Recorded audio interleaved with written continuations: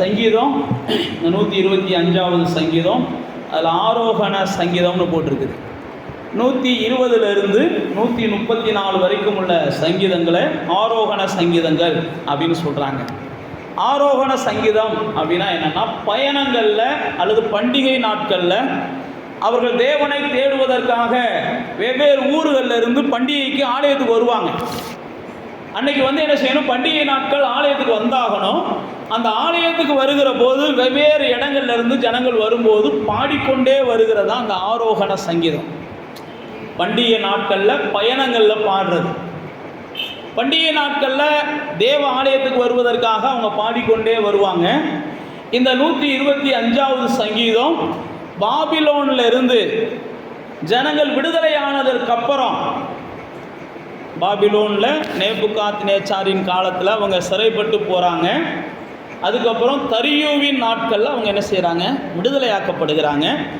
70 ஆண்டுகள் பாபிலோனில் இஸ்ரவேல் ஜனங்கள் என்ன செய்வாங்கன்னா, அடிமைகளாக இருப்பாங்க.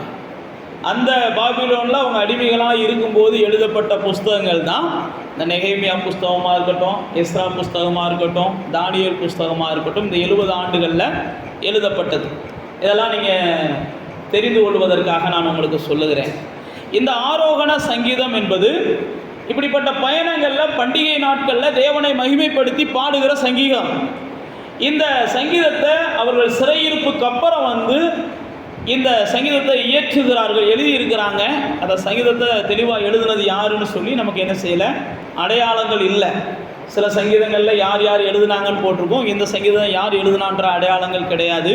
ஆனால் ஒரு விடுதலையின் சங்கீதமாக இந்த சங்கீதத்தை நம்ம பார்க்கிறோம். இந்த 125வது சங்கீதத்தில் முதல் வசனத்தில் தேவ ஜனங்கள் தேவ பலனால் மூடி இருக்கிறார்கள், மூடப்பட்டு இருக்கிறார்கள் அப்படின்றது தான் அவர் சொல்கிறார். கர்த்தரை நம்புகிறவர்கள் என்றென்றைக்கும் அசையாமல் நிலைத்திருக்கும் சீயோன் பர்வதத்தை போல இருப்பார்கள். அப்போ தேவ பிள்ளைகளே, நாம் முதல்ல ஒன்றை புரிந்து கொள்ளணும். நாமெல்லாம் தேவ பலனால் என்ன செஞ்சவங்க, மூடப்பட்டவங்க, தேவ பலனால் நிரப்பப்பட்டவங்க. நமக்குள்ளே இருக்கிறது மாம்ச பலம் அல்ல, தேவ பலம். நாம் பிடித்திருப்பதும் தேவ பலனை தான் நம்ம என்ன செஞ்சுருக்கிறோம், பிடித்திருக்கிறோம். அதனால தான் புதிய ஏற்பாடு வந்த உடனே பலமுள்ள ஆவியை தேவன் என்ன செய்கிறார்னா, ஒவ்வொருவருடைய இருதயத்துக்கும் கட்டளை எடுக்கிறார். பலமுள்ள ஆவி. தேவ பிள்ளைகள் பலமுள்ள ஆவியை பெற்றால் மட்டுமே, அல்லது தேவ பிள்ளைகள் தேவ பலனால் தேவனுடைய பலனால் நிரப்பப்பட்டால் மட்டுமே அவங்க அசைக்கப்படாமல் இருப்பாங்க, அவங்க உறுதியாக இருப்பாங்க. தேவ பலன் இல்லாமல் தேவ மனிதன் என்ன செய்ய முடியாதுன்னா, உறுதியாக இருக்க முடியாது. தேவ பலன் தான் ஒரு மனுஷன் என்ன செய்யுது, நாம் உறுதியாய் நிற்பதற்கு உதவி செய்கிறது எல்லா சூழ்நிலைகள்லையும். அதனால தான் இங்கே போட்டிருக்குது, கர்த்தரை நம்புகிறவர்கள் அவங்க உறுதியாக இருப்பாங்க. கர்த்தரை நம்புகிறவர்கள் பைபிளில் போட்டிருக்கு, அவங்க சிங்கத்தை போல தைரியமாக இருப்பாங்க. யாரெல்லாம் கர்த்தர் மேலே நம்பிக்கை வச்சுருக்கிறாங்களோ நல்லா தெரிந்து கொள்ளுங்க, கர்த்தர் மேலே நம்பிக்கை வச்சுருக்கிறவங்க பதற மாட்டாங்க. எதுக்கெடுத்தாலும் சின்ன சின்ன விஷயங்கள் கூட எதிர்மறையாக நடந்துருமோ, தீமையாக நடந்துருமோ, பொல்லாப்பாக நடந்துருமோ, அப்படி நடந்துருமோ, இப்படி நடந்துருமோ அப்படின்ற ஒரு யோசனை நமக்குள்ளே வந்துச்சுனாலே கர்த்தர் மேல் வைத்திருக்கிற நம்பிக்கை நமக்கு இன்னும் பூரணப்படலைன்னு அர்த்தம். கர்த்தரை நம்புகிறவர்கள் அவங்க சிங்கத்தை போல தைரியமாக நிற்பாங்க. ஏனென்றால் எதுவும் என்னை மீறி நடக்காது, எதுவும் என் பலத்துக்கு மிஞ்சி நடக்காது. எதுவாக இருந்தாலும் தேவன் என்ன செய்வார்னா, அவைகளை எனக்கு கீழாக்குவார், நான் மேலாக தான் இருப்பேன். கர்த்தரை நம்புகிறவர்களுக்குள்ள அந்த சிந்தனை எப்பயுமே என்ன செய்யணும், பலமாக இருக்கணும். கர்த்தர் பெரியவர், அவர் சகலத்தையும் ஆளுகிறவர், அவர் சொன்னால் ஆகும், அவர் கட்டளையிட்டால் நிற்கும், அவரால் கூடாதுன்னு ஒன்றுமே கிடையாது. அதனால தான் இங்கே வேதத்தில் போட்டிருக்கு, கர்த்தரை நம்புகிறவர்கள் அவங்க அசைக்கப்படாமல் இருப்பாங்க. நீங்களும் நானும் ஒரு பர்வதம் போல அசைக்கப்படாமல் இருக்கணும். இந்த பூமியில் நம்ம மேலே எத்தனையோ புயல்கள் மோதலாம், எத்தனையோ பிரச்சனைகள் மோதலாம், எத்தனையோ போராட்டங்கள் மோதலாம், எத்தனையோ வியாதிகள் மோதலாம். நம்முடைய வாழ்க்கையில் எதை வேணாலும் நம்ம சந்திக்கலாம், நம்ம சந்திக்க மாட்டோம்லாம் கிடையாது. ஆனால் நமக்குள்ள ஒரு நிச்சயம் இருக்கணும், எதை சந்திச்சாலும் நான் என்ன செய்ய மாட்டேன், தோற்று போக மாட்டேன். எதை சந்திச்சாலும் நான் சேதப்பட மாட்டேன், என்னத்தை சந்திச்சாலும் எந்த சூழ்நிலையை சந்திச்சாலும் நான் வெட்கப்பட்டு போக மாட்டேன் அப்படின்ற நிச்சயம் உங்களுக்குள்ள இருக்கணும். ஒரு சில நேரத்தில் நீங்கள் தோற்று போனது மாதிரியான சூழ்நிலைகள் வரும், ஒரு சில நேரத்தில் நீங்கள் வெட்கப்படுகிற சூழ்நிலைகள் வரும், ஒரு சில நேரங்களில் உங்களுடைய நினைவுகள் கூட பொய்யாகலாம், உங்களுடைய விசுவாசங்கள் கூட ஒரு சில நேரத்தில் பொய்யா போனதை போல உங்களுக்கு தெரியலாம். ஆனாலும் நீங்கள் என்ன செய்யணும்?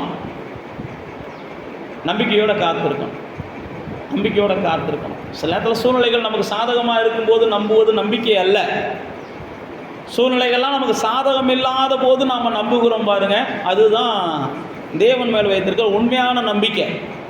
சூழ்நிலைகள்லாம் சாதகமாக இருக்கும்போது நம்புவதற்கு தேவன் அவசியமே இல்லை. தேவன் இல்லைன்னு சொல்கிறவங்க கூட என்ன செய்யலாம்? போய்கிட்டே இருக்கலாம். சூழ்நிலைகள்லாம் பாதகமாக இருக்கும்போது ஒருவன் நம்புகிறான் பாருங்க, அவன் தான் தேவனை நம்புகிறவன். வேதத்தில் பார்த்தீங்கன்னா எத்தனையோ பரிசுத்தவான்களை நான் உங்களுக்கு ஞாபகப்படுத்தலாம். எல்லா பரிசுத்தவான்களும் தங்களுடைய வாழ்க்கையில் அவங்க எதிர்பாராத தீங்குகளை சந்திச்சாங்க. எல்லா பரிசுத்தவான்களும் அவர்கள் வாழ்க்கையில் எதிர்பாராத தோல்விகளை சந்திச்சாங்க. தோல்விகளை சந்திக்காத பரிசுத்தவானே இல்லை வேதத்தில், தீங்குகளை சந்திக்காத பரிசுத்தவானே இல்லை வேதத்தில். ஆனாலும் அவர்களுக்குள்ள ஒரு நம்பிக்கை இருந்துச்சு, இது எனக்கு நிரந்தரம் கிடையாது, இது ஏதோ ஒரு சின்ன டைம் பாஸ், இது சீக்கிரம் என்ன செய்யும்? தற்காலிகம். அதனால தான் பவுல் சொல்றான், அதி சீக்கிரமாக நீங்கக்கூடிய உபத்திரவம் நமக்கு ஒரு பெரிய மகிமை என்ன செய்யும்? கொண்டு வரும். அதி சீக்கிரமாக நீங்கக்கூடிய உபத்திரவம். அதனால தான் தாவீது சொல்லும்போது சொல்கிறான், உங்களுடைய கோபம் எங்களுக்கு ஒரு நிமிஷம், உங்களுடைய தயவு என்ன செய்யுது? எங்களுக்கு வாழ்நாளெல்லாம் இருக்குன்றான். ஒரு சில நேரத்தில் வர்றதெல்லாம் நம்ம பார்த்துட்டு வாழ்க்கையில் அவ்வளோதான் முடிவுன்றோம். ஆனால் தேவ பிள்ளைகள் ஒன்றை புரிந்து கொள்ளணும், நான் அசைக்கப்படாமல் இருப்பதற்காகவே எனக்கு ஆண்டவர் பட்சமாக நிற்கிறார். எந்த சூழ்நிலையும் அசைக்கப்படக்கூடாது. அதனால தான் சங்கீதம் 16 தாவீது சொல்கிறான், கர்த்தரை நான் என் முன்பாக வைத்திருக்கிறபடினால நான் என்ன செய்யறதில்லை? அசைக்கப்படுவதில்லை. கர்த்தரை நான் முன்னாடி வச்சிருக்கிறேன். புயல் மோதினாலும் சரி, அல்லது பெருவெள்ளங்கள் வந்தாலும் சரி, எந்த போராட்டங்கள் வந்தாலும் சரி, அது என்னை தொடுவதற்கு முன்பாக என் கர்த்தரை தொட்டுட்டு தான் என்னென்ன செய்யணும்? தொடணும். என் முன்னாடி கர்த்தரை வச்சிருக்கிறேன். அப்போ தேவ பிள்ளைகளாகிய நானும் நீங்களும் அந்த நிச்சயம் நமக்குள்ளே இருக்கணும். கர்த்தர் என்னை சூழ்ந்து இருக்கிறார், கர்த்தர் என்னை முற்றிலுமாக பாதுகாத்திருக்கிறார், கர்த்தர் தம்முடைய பலத்தினால் என்னை இடை கட்டி இருக்கிறார், கர்த்தருடைய பலன் எனக்குள்ள பரிபூர்ணமாக இறங்கி இருக்குது. கர்த்தருடைய பலனை நீங்களும் நானும் எப்பயுமே என்ன செய்யணும்னா விசுவாசிக்கணும். தேவ பலன் என்னை மூடி இருக்குது. அதனால தான் சங்கீதக்காரன் 18 சொல்லும்போது சொல்கிறான், அவருடைய பலன் எனக்குள்ளே இருக்கிறதுனால தான் நான் மலைகளை தாண்டுகிறேன், அவருடைய பலன் எனக்குள்ளே இருக்கிறதுனால தான் நான் மதில்களை தாண்டுகிறேன், அவருடைய பலன் எனக்குள்ளே இருக்கிறதுனால தான் நான் பாளையங்களை தாண்டுகிறேன். அப்போ தேவ பலன் உங்களுக்குள்ளே இருந்தால் தான் நீங்கள் பெரிய பெரிய காரியங்களை என்ன செய்ய முடியும்? செய்ய முடியும். தேவ பலனை நீங்கள் முதல் ருசிக்க பார்க்கணும். தேவன் எவ்வளோ வல்லமையானவர். மிரியாம் பாடுவாங்க. யாத்ராமத்தின் புஸ்தகத்தில் 14ஆம் அதிகாரத்தில் நீங்கள் வாசித்து பார்த்தீங்கன்னா, அந்த செங்கடலுக்குள்ளே எதிரிகளை எல்லாம் ஆண்டவர் வீழ்த்தி விடுவார். 15ஆம் அதிகாரத்துக்குள்ளே வந்தோடனே மிரியாம் பாடுவாங்க, எங்கள் கர்த்தர் வல்லமையில் அவருக்கு நிகர் யாரும் இல்லை, எங்கள் கர்த்தர் பரிசுத்தம் உள்ளவர், அவருக்கு நிகர் யாரும் இல்லை. அப்போ மிரியாம் அந்த அளவுக்கு என்ன செய்வாங்கன்னா, கர்த்தருடைய வல்லமையை குறித்து பேசுவார்கள், கர்த்தருடைய வல்லமையை குறித்து பாடுவார்கள். கர்த்தர் பலம் உள்ளவர் என்பதற்கு எகிப்தில் நடந்த ஒவ்வொரு அதிசயங்களும் சாட்சி கொடுத்துச்சு. கர்த்தர் தம்முடைய பிள்ளைகளை பலப்படுத்தி இருக்கிறார் என்பதற்கு எகிப்தில் நடந்த ஒவ்வொரு அதிசயங்களும் சாட்சி கொடுத்துச்சு. எல்லாம் தெரிந்து கொள்ளுங்க, எகிப்தில் நடந்த எல்லா அதிசயங்களும் தேவன் அற்றவர்களுக்கு பாதகமாக இருந்துச்சு, தேவன் உள்ளவர்களுக்கு அது ஆசீர்வாதமாக இருந்துச்சு. உங்கள் வாழ்க்கையிலையும் சில நேரத்தில் தேவன் அற்றவர்களை போல நீங்களும் காரியங்களை பார்க்க ஆரம்பிச்சிங்கன்னா உங்களுக்கு பாதிப்பை கொடுக்கும். தேவன் உள்ளவர்களை போல நாம் என்ன செய்யணும்? எந்த ஒரு காரியத்தையும் என்னை சேதப்படுத்தாது, எனக்கு தீங்கு நிகழாது, எனக்கு பொல்லாப்பு வராது, இப்படி தான் நானும் நீங்களும் பேசி பார்க்கணும். என் கர்த்தர் பலம் உள்ளவர், என் கர்த்தர் நான் ஆராதிக்கிற தேவன் என்ன செஞ்சவர்? வல்லமையுள்ளவர். அதனால தான் இந்த சங்கீதத்தில் முதல்ல சொல்லுகிறான், கர்த்தருடைய பலம், கர்த்தருடைய பலம். நம்ம எல்லாருக்குமே தெரியும், சிம்சோனுக்குள்ளே எப்பெல்லாம் கர்த்தருடைய பலம் இறங்குச்சோ, சிம்சோன் எப்பெல்லாம் கர்த்தருடைய பலத்தை உணர ஆரம்பித்தானோ, அப்போ எல்லாம் பார்த்தீங்கன்னா அவனை மீறி ஒரு பெரிய வல்லமை அவன் மூலமாக வெளிப்பட்டுச்சு. அவனை மீறி ஒரு பெரிய வல்லமை. அவனுக்கு எப்போ கர்த்தருடைய பலம் இல்லாமல் போச்சோ அதுக்கப்புறம் பார்த்தீங்கன்னா அவன் வல்லமை கூட அவன்கிட்ட என்ன செய்யலை, வெளிப்பட முடியாமல் போச்சு. சாதாரண மனிதனுக்குரிய வல்லமை கூட அவன்கிட்ட வெளிப்படலை. ஆனால் அதுக்கு முன்னாடி பார்த்தீங்கன்னா தெய்வீக வல்லமையை, தெய்வீக பலனை சிம்சோன் என்ன செஞ்சான், வெளிப்படுத்தினான். சிம்சோனுடைய வாழ்க்கையை நீங்கள் வாசிச்சு பார்த்தீங்கன்னா பிரமிக்கத்தக்க காரியங்களை செய்தான். சிங்கத்தை அவன் பாட்டுக்கு பிடிச்சி கிழிச்சு போடுவான். ஒரு தாடை எலும்பை வச்சு 1000 பேரை அடித்து போடுவான். நரிகளை பிடிச்சி வாழை கட்டி அதில் தீய வச்சு விடுவான். பெரிய கதவுகளை தூக்கிக்கிட்டு மலை மேலே ஏறுவான். இதெல்லாம் பைபிளில் போட்டிருக்குது. அவனால் செய்ய முடியாத காரியம்லாம் ஒன்றுமே இல்லை.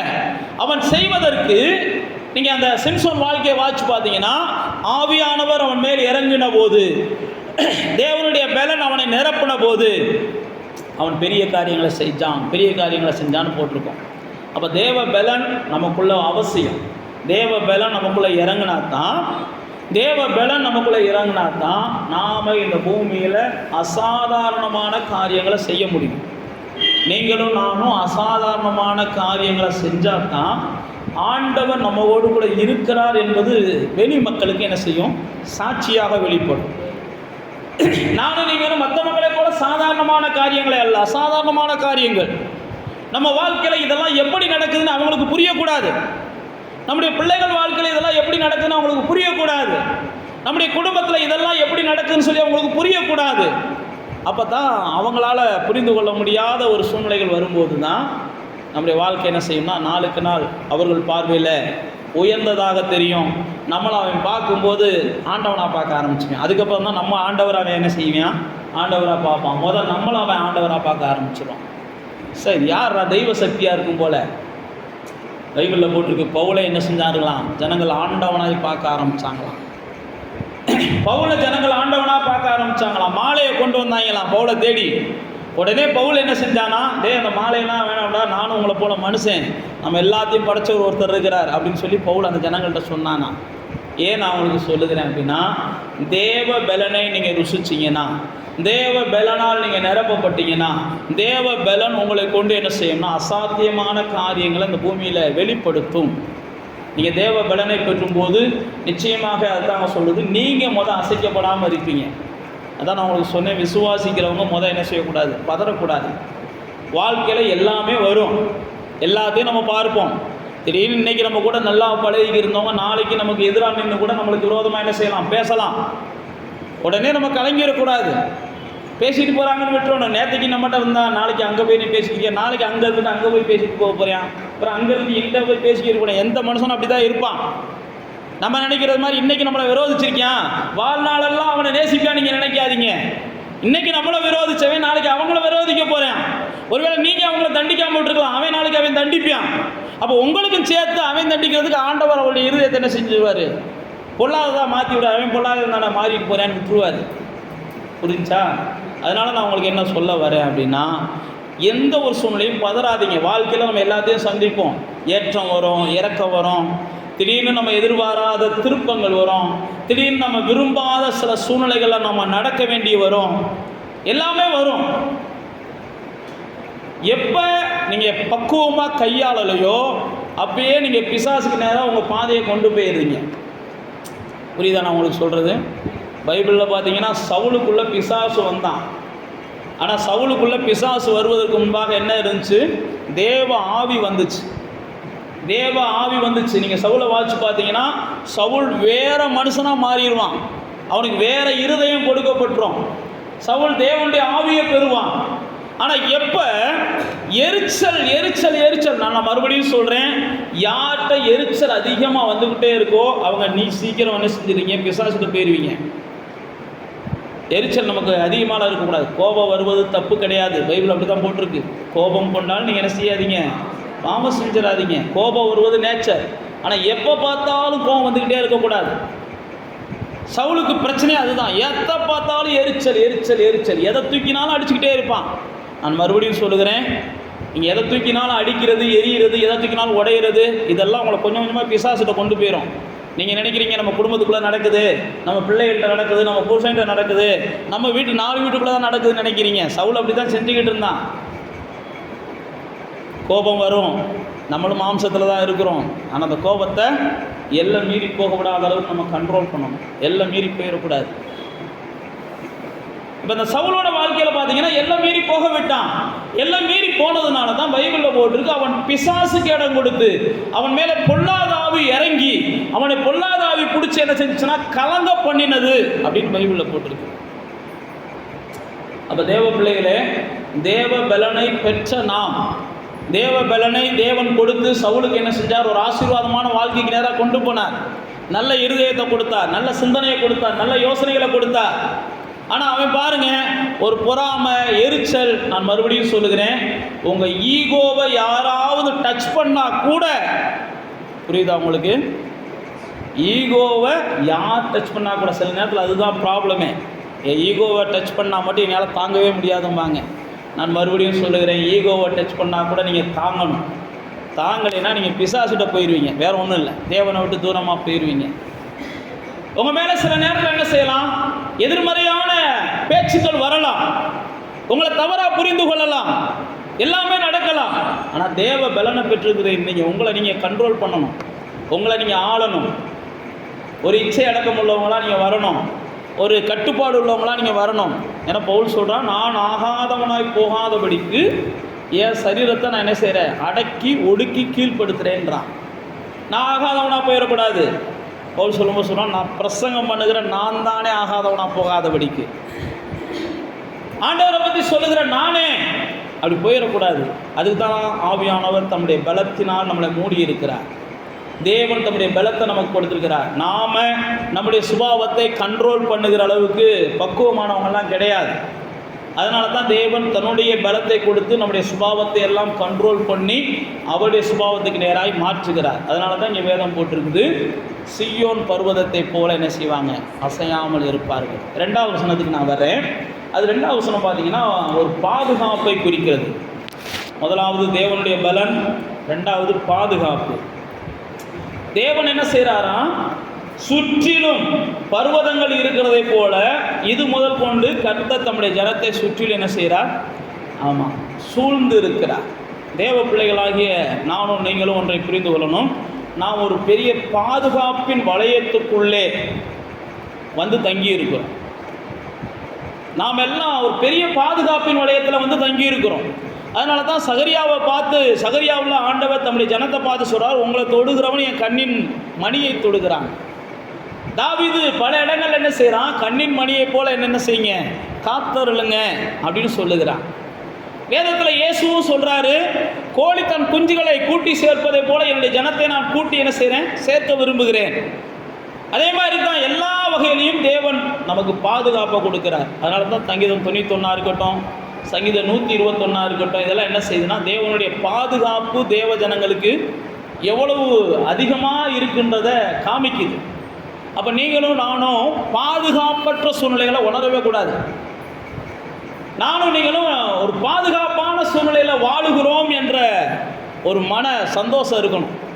சில நேரத்தில் நம்ம பாதுகாப்பற்ற சூழ்நிலைகளில் இருக்கிறதை போல நமக்கு தோணும், நம்முடைய பிள்ளைகளுக்கு பாதுகாப்பு இல்லாததை போல தோணும். ஆனால் கர்த்தருடைய பிள்ளைகள், எனக்கு எந்த பாதுகாப்பு இருக்கோ இல்லையோ, கர்த்தர் தம்முடைய தூதர்களை கொண்டு என்னென்ன செஞ்சிருக்கிறார்? வேலி அடைச்சிருக்கிறார், என்னை பாதுகாத்திருக்கிறார். யோபுவை பார்த்து பிசாசு சொல்லுவான், நீ அவனை என்ன செஞ்சுருக்கிறீங்க? வேலி அடைச்சி வச்சிருக்கிறீங்க, அவனுக்கு உண்டானது எல்லாம் வேலி அடைச்சி வச்சிருக்கிறீங்க. கர்த்தர் நமக்கு வேலி அடித்தாருன்னா பிசாசாலும் கூட நம்ம வீட்டுக்குள்ளே என்ன செய்ய முடியாது? எந்த குழப்பத்தையும் ஏற்படுத்த முடியாது. நான் மறுபடியும் சொல்லுகிறேன், நம்ம வீட்டுக்குள்ளே குழப்பத்தை பிசாசெல்லாம் ஏற்படுத்த முடியாது. நம்ம வீட்டுக்குள்ளே குழப்பத்தை நாம தான் ஏற்படுத்துகிறோன்றத புரிஞ்சுக்கிறணும். நாம் ஏற்படுத்தும் போது பிசாசு தொடக்கி வர்றான். உடனே பிசாசு இந்த குழப்பத்துக்கு காரணம்னு நம்ம சொல்லிட்டு நம்மை பாதுகாப்போமே, ஆனால் நாம் பிசாசின் பற்களுக்கு இரையா போயிடுவோம். ஏனென்றால் நான் ஒரு பாதுகாப்பான வளையத்துக்குள்ளே இருக்கிறேன். என் வீட்டுக்குள்ளே வருகிற எந்த குழப்பத்துக்கும் பிசாசு காரணம் கிடையாது. என் வீட்டுக்குள்ளே வருகிற எந்த குழப்பத்துக்கும் மந்திரவாத காரணம் கிடையாது. என் வீட்டுக்குள்ளே வருகிற எந்த ஒரு பிரச்சனைக்கும் அவங்க காரணம் கிடையாது, இவங்க காரணம் கிடையாது. இப்படிலாம் நம்ம சொல்லத்தான் நம்முடைய வாழ்க்கையில் பிரச்சனைகள் முடிவுக்கே வராது. நான் ஒரு பாதுகாப்பான வளையத்துக்குள்ளே வாழுகிறேன். என்னை யாரும் என்ன செய்ய முடியாது, தொட முடியாது, என்னை யாரும் சேதப்படுத்த முடியாது. அழகாக சொல்கிறாரு, எருசலேம் பட்டணத்தை எப்படி ஒரு பர்வதங்கள் சூழ்ந்திருக்கிறதோ அதே போல் கர்த்தர் என்ன செய்கிறாராம், நம்மளை சுற்றிலும் என்றென்றைக்கு இருக்கிறார்னு பைபிளில் போட்டிருக்கு. என்றென்றைக்கும். அப்போ கர்த்தருடைய பாதுகாப்புக்குள்ளே தான் நம்ம வாழ்ந்து கொண்டு இருக்கிறோம். நான் முதல்ல சொன்னேன், கர்த்தருடைய பலத்தினால தான் இந்த பூமியில் நாம் என்ன செய்கிறோம், வாழ்ந்து கொண்டு இருக்கிறோம். ரெண்டாவது நான் உங்களுக்கு சொல்கிறேன், கர்த்தருடைய பாதுகாப்பு நமக்குள்ளே இருக்குது. கர்த்தருடைய பாதுகாப்பு இருக்கிறதுனால தான் அந்த எபேசியரில் பவுல் அப்போஸ்தலன் தன்னுடைய திருச்சபைக்கு எழுதும்போது சொல்கிறான், சாத்தான் எய்கிற அக்கினி ஆஸ்திரங்கள் எல்லாம் என்ன செய்யுது, ஒரு தண்ணியில் பட்டு அவிஞ்சு போகிற நெருப்பை போல, தண்ணியில் பட்டு ஒன்றுமில்லாமல் போகிற நெருப்பை போல சாத்தான் எய்கிற எந்த ஒரு ஆயுதமும் ஆண்டவராகிய தேவன் நம்மளை சுற்றிலும் இருக்கிறபடினால அவர் மேலே பட்டு அது ஒன்றுமில்லாமல் போயிடுது. புரியுதா உங்களுக்கு? எப்படி நெருப்பு தண்ணியில் பட்டு எந்த சேதத்தையும் ஏற்படுத்தாமல் போகிறதோ அதே போல தான் சாத்தான் எவ்வளவு ஆயுதங்களை வேணாலும் நமக்கு விரோதமாக செலுத்திக்கிட்டே இருக்கலாம். நான் மறுபடியும் சொல்லுகிறேன், சாத்தான் நம்மளை விட்டு ஒருபோதும் தூரம் போக மாட்டான். சாத்தான் எத்தனை முறை நம்மகிட்ட தோல்வி அடைஞ்சாலும் அவன் மறுபடியும் முயற்சி பண்ணி கொண்டே இருப்பான்.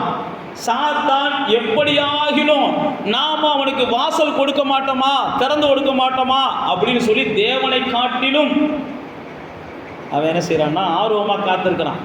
தேவன் கூட கொஞ்சம் ஜெனூனா இன்னொரு வாட்டி கூப்பிட்டியானா போவோன்னு வெயிட் பண்ணுவார்.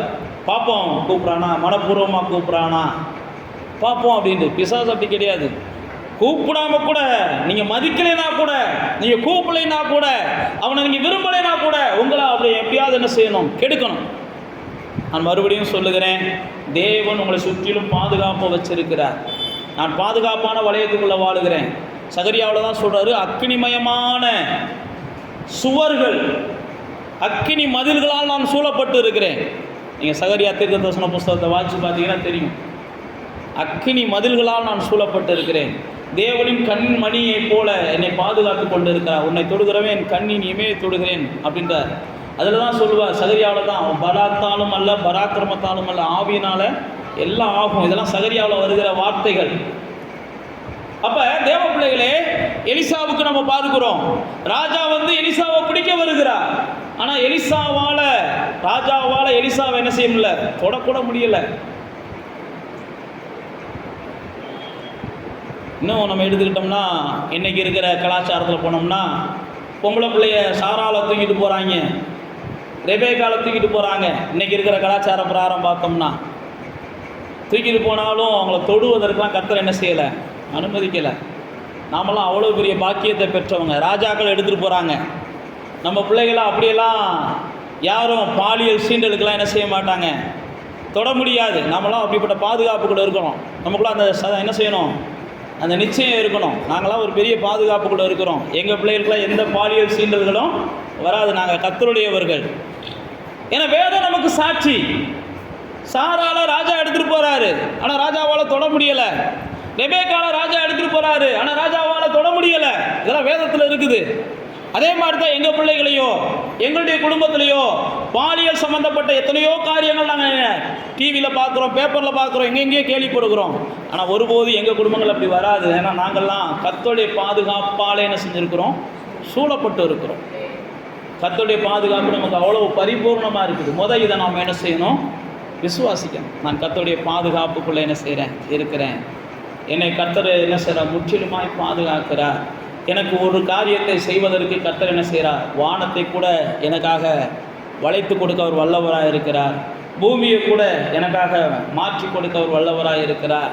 அதனால தான் சங்கீதம் 46 சொல்லும்போது சொல்கிறான், என்ன சூழ்நிலை வந்தாலும் நாங்கள் பயப்பட மாட்டோம், ஏன்னா தேவன் எங்களுக்கு அடைக்கலம்ப்பா அப்படின்றான். சங்கீதம் 46 தான் சொல்கிறான், தேவன் எங்களுக்கு அனுகூலமாக இருக்கிறார், தேவன் எங்களுக்கு அடைக்கலமாக இருக்கிறார். அதனால் யுத்தங்களை கண்டு நாங்கள் பயப்படலை. எங்களோடு நீங்கள் போராடுறீங்களா, நாங்கள் பயப்பட மாட்டோம். யுத்தங்கள் என்ன செய்யும், அதில் போட்டிருக்கு, வில்லை ஒடிக்கிறார், ஈட்டியை முறிக்கிறார். யுத்தங்கள் எல்லாம் ஓய பண்ணுகிறார். ஏன்னா அவர் அடைக்கலம், அவர் எங்களுக்கு பாதுகாப்பாக இருக்கிறார்.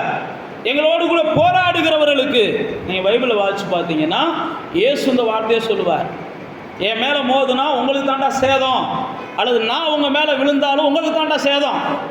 அப்படின்னா என்ன அர்த்தம்னா, என் கூட சண்டையிடுற யாருக்குமே அவங்களுக்கு தான் பிரச்சனை, எனக்கு ஒன்றும் பிரச்சனை வரப்போறதில்ல.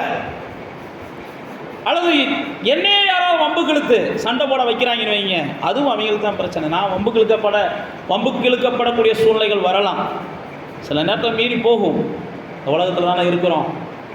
நான் மறுபடியும் சொல்லுகிறேன், நாம் பெரிய பாதுகாப்புக்குள்ளே இருக்கிறோம்.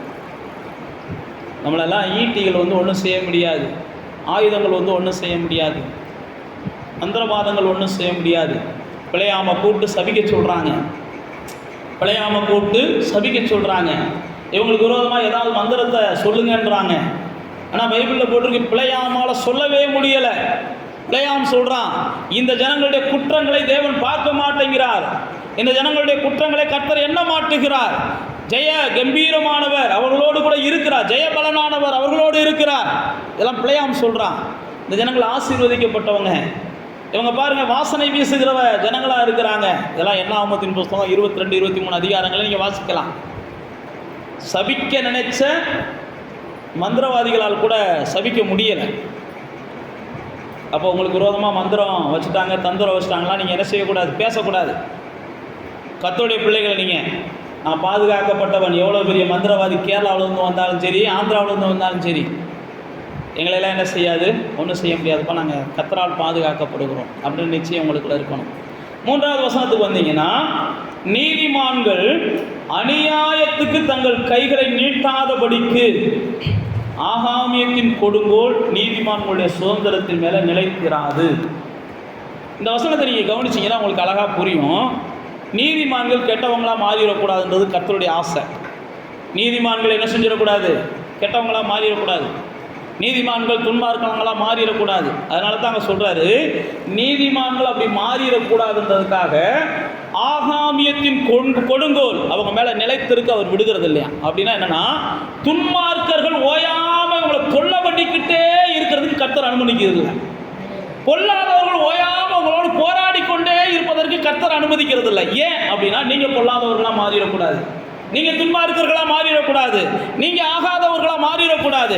இங்கே அழகாக ஆவியானவர் எழுதி வைத்திருக்கிறார் பாருங்க, ஒரு நீதிமான் அநியாயத்தை கையில் எடுத்துடக்கூடாது. அதுக்காகத்தான் இந்த ஆகாமியத்தின் கொடுங்கோல், இந்த பொல்லாதவர்களால் வருகிற பிரச்சனை, இந்த தீயவர்களால் வருகிற பிரச்சனை, இதெல்லாம் கர்த்தர் என்ன செய்கிறாருன்னா நிலைத்திருக்க விடுகிறது இல்லையா. கொஞ்ச நாள் பார்க்குறாரு, என் பிள்ளை என்ன செய்யுது, இதுக்கு மேலே தாங்காது, இவனுக்கு வேறு எவனையாவது ஆப்பு வைக்க அனுப்புவோம்னு ஆண்டவர் அனுப்பி விடுவார். நீங்கள் தாங்குவீங்கன்னு தெரியுறது வரைக்கும், நீங்கள் மேற்கொள்ளுவீங்கன்னு தெரியுறது வரைக்கும் கர்த்தர் காத்து கிடப்பார். நீங்கள் மேற்கொள்ள மாட்டீங்க, நீங்கள் என்ன செய்ய போகிறீங்க, ஆயுதத்தை கையில் எடுக்க போகிறீங்கன்னு ஆண்டவருக்கு தெரிஞ்சிருச்சுன்னு வைங்களேன், ஐயோ இவனை காப்பாற்ற வேண்டியிருக்கு, இல்லைன்னா இவனை என்ன செஞ்சிருவான், பிசாசா போயிடுவான்ட்டு உங்களை காப்பாற்றுறதுக்காக அவனுக்கு ஆப்பு வைக்கிறதுக்கு யாரையாவது கர்த்தர் அனுப்பிவிடுவார். அதுதான் இங்கே வசனம் சொல்லுகிறது. ஆகாமியத்தின் கொடுங்கோல் நீதிமான்கள் மேலே தரிப்பதற்கு கர்த்தர் விரும்புகிறது இல்லை. பொல்லாதவர்கள் உங்களோடு போராடுவாங்க. அதனால தான் 37வது சங்கீதத்தை வாசித்து பார்த்தீங்கன்னா, பொல்லாதவர்களை குறித்து எரிச்சல் அடையாதன்னு ஆரம்பிப்பார். பொல்லாதவர்கள் உங்களோட போராடிக்கிட்டு தான் இருப்பாங்க, தீயவர்கள் உங்களோட போராடிக்கிட்டு தான் இருப்பாங்க. சாத்தான் எந்த அளவுக்கு உங்களோடு கூட போராடுகிறானோ அதே போல தான் சாத்தானுடைய படைகள், சாத்தானுடைய சேனைகள், சாத்தானுடைய மனிதர்கள் ஏதாவது ஒரு வேளை தொல்லை கொடுத்துக்கிட்டே தான் இருப்பாங்க. அவர்களுடைய நோக்கம் என்ன அப்படின்னா, எப்படி நீங்கள் அவங்கள நல்லவங்களாக மாற்றணும்னு நினைக்கிறீங்களோ அதே போல் அவங்க உங்களை கெட்டவங்களாக மாற்றணும்னு நினைக்கிறாங்க. உங்களை எப்படியாவது கெட்டவங்களாக மாற்றணும், உங்களுடைய சாட்சி எப்படியாவது கெடுக்கணும், உங்கள் வாசனை எப்படியாவது கெடுக்கணும், உங்களை எப்படியாவது அவமானப்படுத்தணும், எப்படியாவது உங்களை என்ன செஞ்சிடணும், பைபிளை தூக்கிட்டு இந்த தெருவில் நடக்க விடக்கூடாது. அதுக்கு என்ன செய்வோம், ஏதாவது ரோட்டில் இருக்கிற நாய் கூட நம்மளை பார்த்து என்ன செய்யும், வம்புகளுக்கு தான் செய்யும். அதைத்தான் நான் உங்களுக்கு சொல்லுகிறேன், ஆகாமியத்தின் கொடுங்கோல் நீதிமான்களுக்கு தொடர்வதற்கு, தொடர்ந்து நிற்பதற்கு அல்லது நிலைத்திருப்பதற்கு கர்த்தர் விரும்புகிறது இல்லை. கர்த்தர் என்ன விரும்புகிறார்னா, இந்த நீதிமான் தன் நீதியை கொண்டு அந்த அநீதி உள்ளவனை ஜெயிக்கணும் அப்படின்னு கர்த்தர் விரும்புகிறார். இந்த நீதிமான் தன்னுடைய அன்பை கொண்டு இந்த அநியாயக்காரனை ஜெயிக்கணும் அப்படின்னு கர்த்தர் விரும்புகிறார். இந்த நீதிமான் தன்னுடைய பொறுமையை கொண்டு இந்த அநியாயக்காரனை ஜெயிக்கணும்னு கர்த்தர் விரும்புகிறார். ஆனால் இந்த நீதிமான் தன்னுடைய பொறுமையை கொண்டு ஜெயிக்க முடியலன்னு உடனே கர்த்தர் என்ன செஞ்சுறாரு, ஐயோ இவனை என்ன செஞ்சிருவோம், இந்த அக்கிரமக்காரனை. நல்லா தெரிஞ்சு கொள்ளுங்க. நீங்கள் மட்டும் கர்த்தரை அழகாக கவனிச்சுட்டு வந்தீங்கன்னு வைங்களேன், கர்த்தர் உங்களை செம்மையான பாதையில் கொண்டு போகிறது தான் 100% அவர் விரும்புகிறார். உங்களுடைய பாதை கொஞ்சம் கூட சிரிப்பாக அவர் விரும்புகிறது இல்லை. நீங்கள் வலது பக்கம் சாஞ்சாலும் வேண்டாம்டா சாமின்னுவார், இடது பக்கம் சாஞ்சாலும் வேண்டாம்டா சாமின்பார். பைபிள் அப்படி தான் போட்டிருக்கு. நீங்கள் வலது பக்கமோ இடது பக்கமோ சாஞ்சிடக்கூடாது, அவருடைய பாதையில் நடக்கணும். அவருடைய பாதையில் நடப்பதற்கு சில நேரத்தில் இப்படிப்பட்ட மனிதர்கள் இடையூறாக வருவாங்க. இடையூறாக வருகிற மனிதர்களை நீங்கள் யோபுவின் மனைவியை போல நானும் கடந்த காலங்களில் அப்படி தான் இருந்தேன், இந்த வர்றேன் அப்படின்னு எடுத்துட்டிங்கன்னா பின்னிட்டு பார்த்து என்ன செஞ்சுருவீங்க? உப்பு தூணாக போயிடுவீங்க. யோபுவின் மனைவி அப்படி தான் போனாங்க, பைபிள் அப்படி தான் போட்டிருக்கு. இஸ்ரவேலர்கள் திரும்ப எகிப்துக்கு போக விரும்பினார்கள். அதனால தான் அவங்ககிட்ட அநேகர்கிட்ட தேவன் பிரியமாக இருக்கலன்னு போட்டிருக்கு. ஏன் நான் உங்களுக்கு சொல்லுகிறேன் அப்படின்னா, தேவ பிள்ளைகள் நீங்கள் என்ன செஞ்சிடக்கூடாது? பிசாசின் செயல்களுக்கு போய்விடக்கூடாது. அதற்காகவே உங்களோடு போராடுகிற பிசாசின் மக்களை கர்த்தர் உங்களை விட்டு தூரம் படுத்துகிறார், உங்களை விட்டு அப்புறப்படுத்திடுறார். உங்களோடு போராடுவாங்க, பிசாசின் மக்கள் போராடிக்கிட்டே இருப்பாங்க. அதனால தான் போட்டிருக்கு, ஆகாமியத்தின் கொடுங்கோல் உங்கள் சுதந்திரத்தின் மேலே அவர் என்ன செய்யறதில்ல, நிலைத்திருக்க விடுகிறது இல்லை. ஆகாமியத்தின் கொடுங்கோல். பைபிளில் பார்த்தீங்கன்னா ஒரு பெரிய நாபால் என்கிற ஒரு பெரிய ராஜா இருப்பார். அவர் பார்த்தீங்கன்னா ஏசபேல் என்கிற ஒரு மனைவியை கட்டியிருப்பார். அந்த ஏசபேலும் இந்த ராஜாவும் ரொம்ப நல்லவங்கன்றதை காட்டிலும் ரொம்ப மோசமானவங்க. ஒரு நாள் அந்த ராஜா என்ன செய்வார்னா, தன்னுடைய அரண்மனையிலிருந்து வெளியில் வந்து எட்டி பார்ப்பார். ஒரு பெரிய தோட்டம், திராட்சை தோட்டம் இருக்கும். எல்லாம் பைபிளில் இருக்கிறது தான். 1 ராஜாக்களின் புஸ்தகத்தில் வாசித்து பார்த்தீங்கன்னா இந்த எலியாவின் சம்பவம் வரும். அந்த எலியாவின் சம்பவத்தில் 17ஆம் அதிகாரம் 18ஆம் அதிகாரங்களில் இந்த சம்பவமும் சேர்ந்து தான் வரும். எலியாவின் வாழ்க்கையில், எலியாவின் நாட்களில் நடந்தது. அப்போ அந்த ராஜா என்ன செய்வானா, அந்த தோட்டத்தை பார்த்த உடனே இந்த தோட்டம் அழகாக இருக்குது, இதை எடுத்துக்கொள்ளலாம் என்று நினைப்பான். உடனே அந்த ராஜா போய் அந்த உரிமையாளர்கிட்ட பேசி பார்ப்பான். அந்த உரிமையாளர், எங்களுடைய முன்னோருடையது, தேவன் எங்களுடைய முன்னோர்களுடைய சொத்துக்களை நாங்கள் இழக்கக்கூடாதுன்னு எங்களுக்கு வேதத்தில் எழுதி வச்சிருக்கிறார். வேதத்தில் அப்படி போட்டிருக்குது. பழைய ஏற்பாட்டையெல்லாம் முன்னோர்களுடைய சொத்துக்களை நம்ம என்ன செய்யக்கூடாது, இழக்கக்கூடாது. முன்னோர்களுடைய சொத்துக்களை முடிஞ்ச அளவுக்கு நம்ம என்ன செய்யணும், நம்முடைய சந்ததிகளுக்கு கொடுக்கணுன்றது பழைய ஏற்பாட்டில் இருந்துச்சு. அதுக்கு காரணம் வேறு சில காரணங்கள் இருக்குது. ஏன்னா ஆண்டவர் பூமியை 12 கோத்திரத்துக்கும் சமமாக பகிர்ந்து கொடுப்பார். இது கோத்திரத்தை விட்டு கோத்திரம் மாறிடக்கூடாதுன்றதுக்காக சில நடைமுறைகள் அந்த காலத்தில் இருந்துச்சு. இப்போ பாருங்கள், இந்த மாதிரி இருக்குன்னு அவன் சொல்கிறான். சொன்ன உடனே அந்த ராஜாவுக்கு வருத்தமாயிருது. நான் கேட்டு ஒருத்தர் என்ன செய்கிறான், கொடுக்க மாட்டேன்றான். உடனே அவங்க மனைவி கேட்குறாங்க, என்ன பிரச்சனை? நல்லா தெரிஞ்சு கொள்ளுங்க, சில வீடுகளில் சாதாரணமாக முடிய வேண்டிய பிரச்சனையை வீட்டுக்குள்ளே இருக்கிறவங்க பெரிய பிரச்சனையாக்கி விட்டுருவாங்க. அது கடைசியில் சாபத்தில் கொண்டு போய் முடியுது. ஒரு பிரச்சனையை எந்த அளவுக்கு முடிக்க முடியுமோ அந்த அளவுக்கு முடிக்க பார்க்குறவங்களுக்கு உண்மைக்கே தேவனுடைய கிருபை அதிகமாக கிடைக்கும். பிரச்சனையை முடிக்க பார்க்கணுமே ஒழிய பிரச்சனையை நம்ம என்ன செய்யக்கூடாது, வளர்க்க பார்க்கக்கூடாது. பிரச்சனையை வளர்க்கணும் அப்படின்றது தான் பிசாசுடைய திட்டம். பிரச்சனையை முடிக்கணுன்றது தான் தேவனுடைய திட்டம். நாம் ஆசீர்வாதங்களை வளர்க்கணும், அன்பை வளர்க்கணும், நாம் நன்மைகளை வளர்க்கணும். இங்கே பாருங்கள், அவன் வீட்டுக்கு சோர்வாக இருந்தோடனே அவன் மனைவி என்ன செய்கிறாங்க, நல்லா தெரிந்து கொள்ளுங்க. ஆண்கள் வீட்டை விட்டு வெளியில் போயிட்டு வீட்டுக்கு வருவாங்க.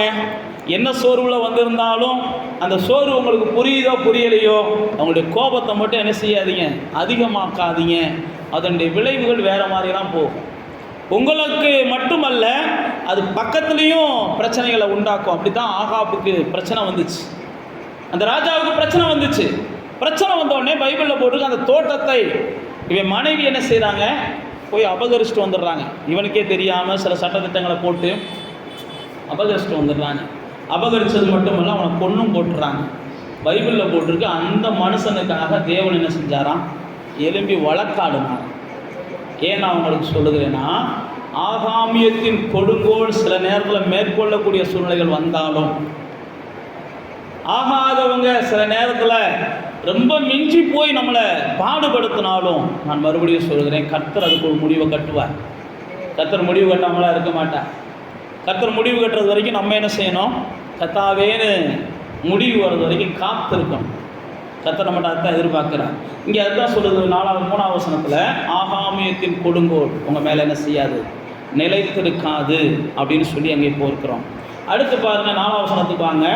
அடுத்து கர்த்தாவே நல்லவர்களுக்கும் இருதயத்தில் செம்மையானவர்களுக்கும் என்ன செய்யுங்க, நன்மை செய்யுங்க அப்படின்றான். அப்போ பாருங்க, ஆண்டவர் எப்பயுமே என்ன செய்கிறாருன்னா நல்லவர்களை தேசத்தில் வாழ வைக்கணும்னு விரும்புகிறார். ஆண்டவர் எப்பயுமே பொல்லாதவர்களை தேசத்தில் வாழ வைக்கணும்லாம் விரும்புகிறது இல்லை. நல்லவர்களை தேவன் தேசத்தில் தலைவர்களாய் வைக்க விரும்புகிறார்.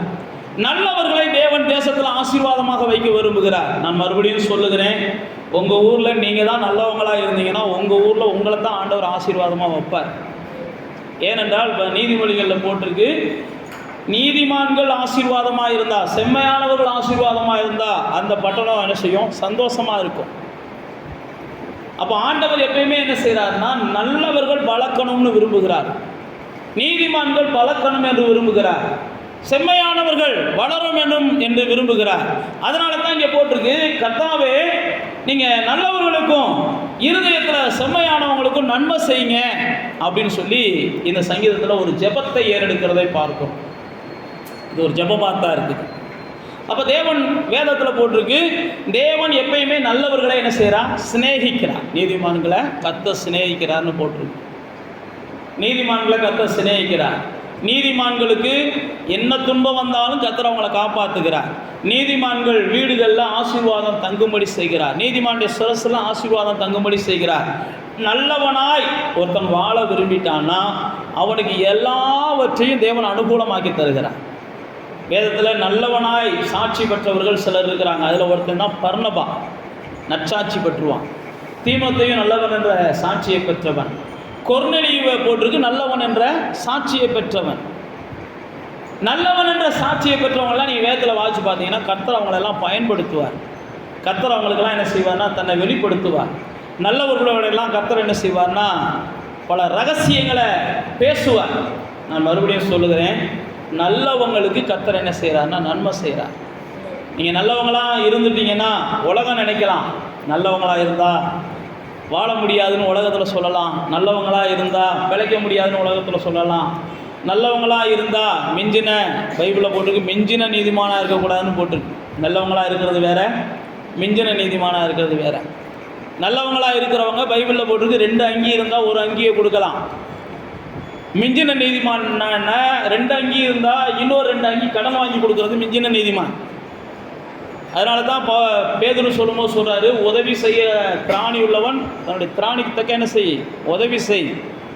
நான் உதவி தானே செய்கிறேன்னு சொல்லிட்டு என்ன செய்யாத, அவன்கிட்ட வாங்குறேன் இவன்கிட்ட வாங்குறேன்னு போயெல்லாம் சிக்கலில் சிக்கிக்கிறாத. நல்லவங்களுக்கு இருக்கிற பெரிய ஆபத்து இதுதான்.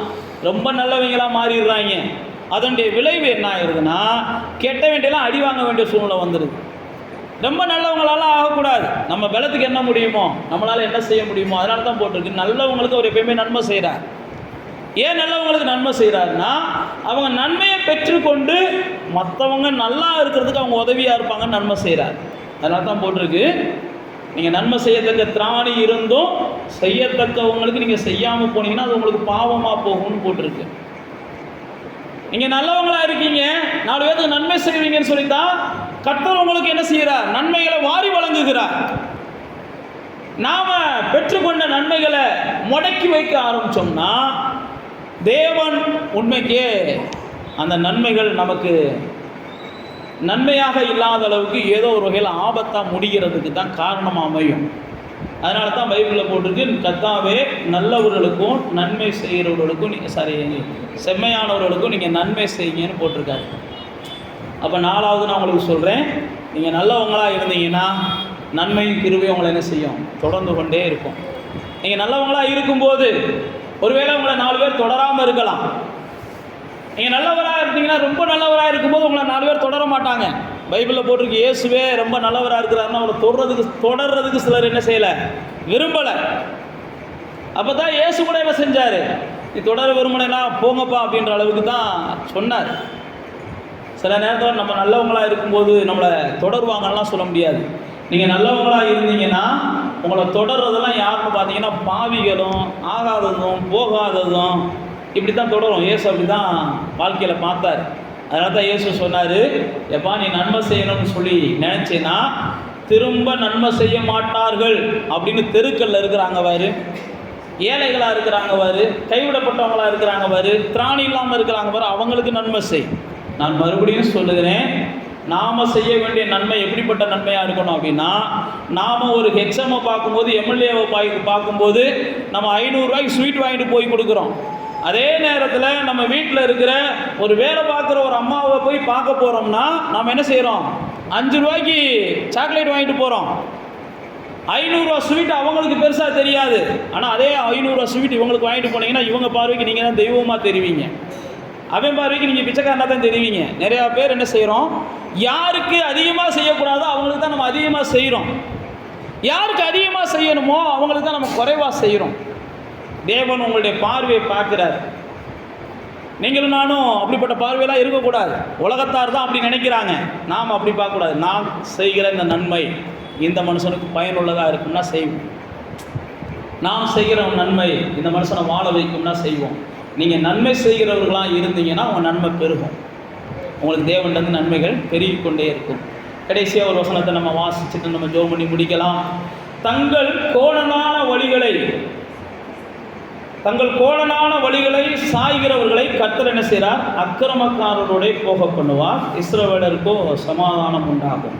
அப்படின்னா அங்கே என்ன சொல்ல வருகிறார் அப்படின்னா, கோணலான வழிகளை அல்லது குறுக்கு வழிகளை தெரிந்து கொள்ளுகிறவர்களுக்கு அது அக்கிரமக்காரர் மேல் வருகிற ஆக்கினை அவர்கள் மேலே வருகின்றார். நீங்களும் நானும் ஒரு காரியத்தை சாதிப்பதற்கு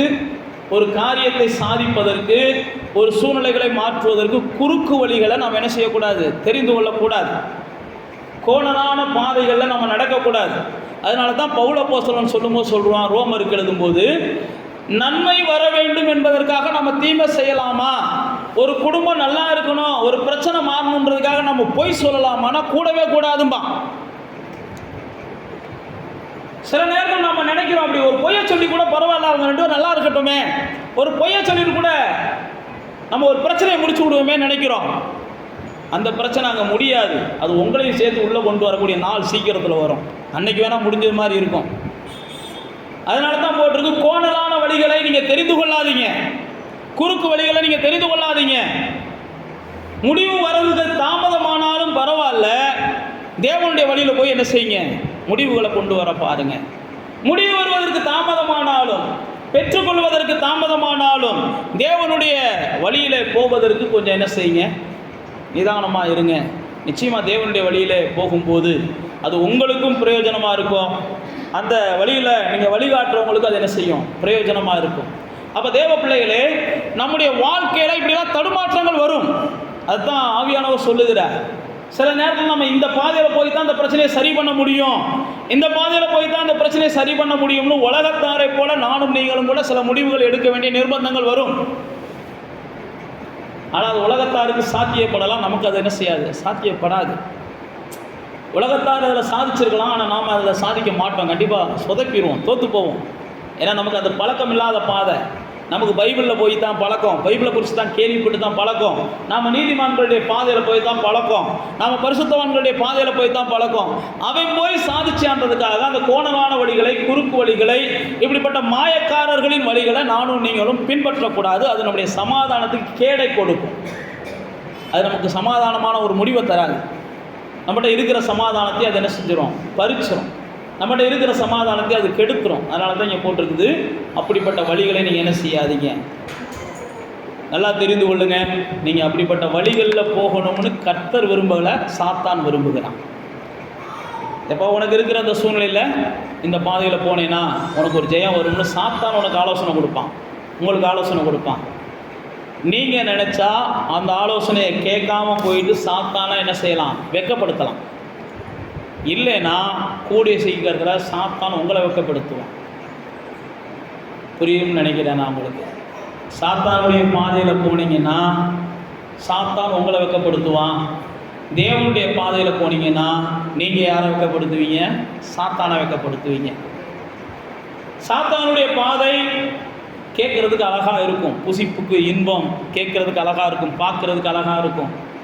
சாத்தானுடைய பாதை தான் இன்றைய உலகத்துக்கு சாத்தியமானதுன்னு கூட நமக்கு தோணும். இன்றைக்கு உலகத்துக்கு சாத்தானுடைய பாதை தாங்க சரியானதுன்னு தோணும். நான் மறுபடியும் சொல்லுகிறேன், சாத்தானுடைய பாதையில் நீங்கள் போய் கடைசியில் வெக்கத்தை தான் பார்ப்பீங்க. தேவனுடைய பாதையில் போனால் தான் உங்களுக்கு என்ன செய்யும்? கிரீடத்தை கிடைக்கும். சாத்தானுக்கு நீங்கள் வெக்கத்தை உடுத்துவீங்க. சாத்தானுடைய பாதையில் போன இளையகுமாரனை பார்க்குறோம். இளையகுமாரனுடைய போக்கு நல்லா தான் இருந்துச்சு, ஆரம்பம் நல்லா தான் இருந்துச்சு. இளையகுமாரன் ஆரம்பத்தில் காலரை தூக்கி விட்டு தான் நடந்திருப்பான். எங்கள் அப்பனை நாங்கள் மேற்கொண்டோம், எங்கள் அண்ணனை நாங்கள் மேற்கொண்டோம் அப்படின்னு கூட நினச்சிருக்கலாம். நினச்சதை சாதுஷ்டம் கூட நினச்சிருக்கலாம். கொஞ்ச நாள் கழித்து இளையகுமாரன் தான் எடுத்தது தவறான முடிவு, தான் தகப்பனுக்கு விரோதமாக பாவம் செஞ்சுட்டேன், தான் தேவனுக்கு விரோதமாக பாவம் செஞ்சுட்டேன்னு எல்லாத்தையும் இழந்ததுக்கப்புறம் யோசிக்கிறான். சில நேரத்தில் குறுக்கு வழியில் போய் சில காரியங்கள் நம்ம சாதிக்கலாம். சாதித்ததை போல் ஒரு மன சந்தோஷத்தை கூட நம்ம ஏற்படுத்தலாம். அது நமக்கு என்ன செய்யும்னா தற்காலிகமாக இருக்கும், நிரந்தர சஞ்சலத்தையும் வருத்தத்தையும் கொண்டு வந்துடும். தற்காலிகமாக இருக்கும், அது எப்போ வேணாலும் நிரந்தரமான சஞ்சலத்தையும் வருத்தத்தையும் கொண்டு வந்துடும். நமக்கு சமாதானம் இல்லாத ஒரு வாழ்க்கையை கொண்டு வந்துடும். அதனால் இந்த சங்கீதம் 125 நீங்கள் மனசில் வச்சுக்கோங்க. இந்த 125 நான் முதல் சொன்னது தேவ பலன், 2வது தேவ பாதுகாப்பு, 3வது தேவன் நீங்கள் பொல்லாதவர்களாய் மாறிவிடக்கூடாதுன்றதுக்காக பொல்லாதவர்கள் உங்களோடு போராடுவதற்கு ஒரு எல்லையை வச்சுருக்கிறார். 4வது நீங்கள் நல்லவங்களாக இருந்தீங்கன்னா உங்களுக்கு நன்மையை செய்வார். நீங்கள் திரும்ப நன்மை செய்ய மாட்டாங்கன்றவங்களுக்கு நன்மை செய்கிறதுக்கு பழகுனீங்கன்னா உங்கள் நன்மை பெருகும். 5வது நான் உங்களுக்கு சொன்னேன், எந்த ஒரு சூழ்நிலையும் குறுக்கு வழிகளை என்ன செய்யாதீங்க, செலக்ட் பண்ணாதீங்க. அதனுடைய முடிவு உங்களுக்கு சமாதானமாக இருக்காது, வேதனையாக இருக்காது. கர்த்தர் உங்களுக்கு உதவி செய்வார். அப்படியே கண்களை மூடி தேவனை நோக்கி பார்ப்போம். கர்த்தருடைய பிள்ளைகளாக இருக்கிற நாம் இந்த கர்த்தருடைய வசனத்தின்படி வாழ்வதற்கு தேவன் நமக்கு உதவி செய்வார். இந்த பண்டிகை நாட்களில், இந்த திருவிழாவின் நாட்களில் இந்த பாடப்படுகிற இந்த சங்கீதம், தேவனை நாம் எப்பயுமே பலனாக எண்ணுவோம். சங்கீதக்காரன் 27 சொல்கிறான் பாருங்க, கர்த்தர் எனக்கு பலனாக இருக்கிறார், நான் அஞ்ச மாட்டேன், நான் பயப்பட மாட்டேன்றான். 2வது தேவன் தான் என்னுடைய பாதுகாப்புன்னு நம்ம முழுமையாக நம்புவோம். இந்த உலகத்தில் வேறு எதுவும் நமக்கு பாதுகாப்பெல்லாம் தராது, தேவன் தான் நம்முடைய பாதுகாப்பு. இன்றைக்கி இருக்கிற டிஜிட்டல் உலகம் மனுஷனை எப்படி வேணாலும் இன்றைக்கி பிசாசு ஏமாற்ற முடியுன்ற ஒரு சூழ்நிலையை கொண்டு வந்துடுச்சு. தேவனுடைய துணை இல்லை அப்படின்னா நாம் நம்மையும் நம்முடைய பிள்ளைகளையும் நம்முடைய உடைமைகளையும் கூட நம்ம பாதுகாக்க முடியாதுன்ற நிர்பந்தம் இன்றைக்கி வந்திருக்கு. 3வது ஆகாமியத்தின் கொடும்போல் நம்ம மேலே நினைக்காது. கொல்லாதவர்கள் தொடர்ந்தெல்லாம் நம்மகிட்ட போராட மாட்டாங்க. தேவன் எல்லாத்துக்கும் ஒரு எல்லையை வச்சிருக்கிறார்.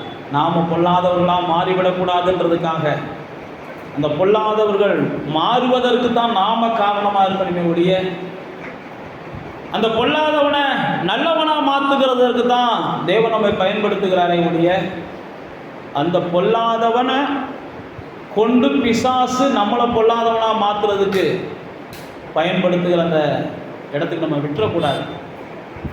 ஒரு முடிவு வரும், நம்மளோடு போராடுகிற பொல்லாதவனுக்கு ஒரு முடிவை கர்த்தர் கொடுப்பார். ஒன்று அவனை திருத்துவார், இல்லை அவனை துரத்துவார். கொஞ்சம் பொறுத்து பாருங்க.